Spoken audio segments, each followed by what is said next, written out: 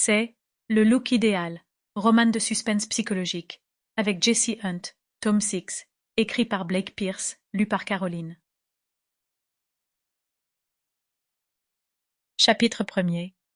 Gordon Mains se regarda dans le miroir de la salle de bain de l'hôtel, et ne put s'empêcher d'admirer l'homme qu'il y vit. Pour un conseiller municipal de 3e mandat, qui envisageait de se faire élire maire, il dégageait l'assurance d'un homme qui faisait souvent plier le système au lieu de s'y conformer. Mis à part ça, il avait tout simplement bonne apparence. Il avait presque 50 ans, mais, grâce à un programme complet de soins de la peau, quelque peu aidé par des piqûres de botox, il se disait qu'il pouvait encore donner l'illusion qu'il en avait 40. Ses cheveux ondulés étaient pour l'instant plus poivre que sel. Sa peau était bronzée, mais elle donnait quand même l'impression d'être saine.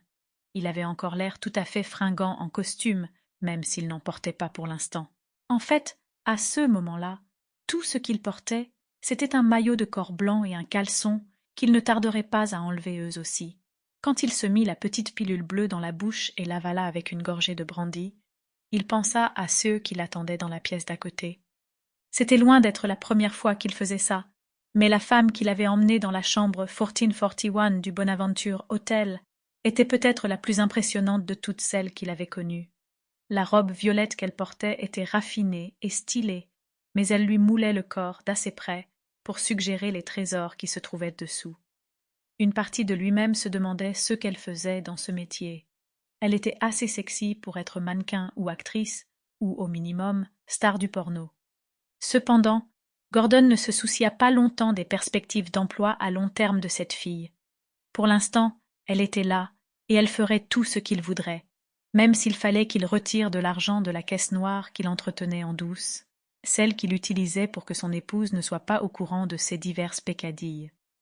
Il passa dans la chambre luxueuse, aux murs couleur café-crème décorés d'œuvres d'art moderne, à la moquette épaisse et aux commodes couvertes de marbre.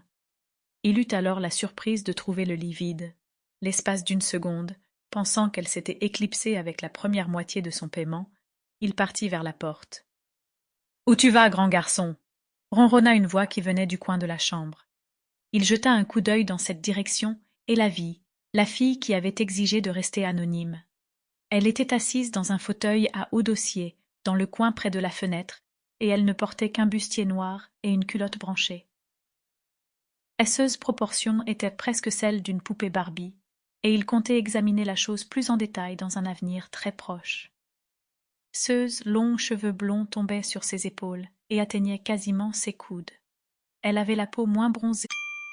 Sample complete. Ready to continue?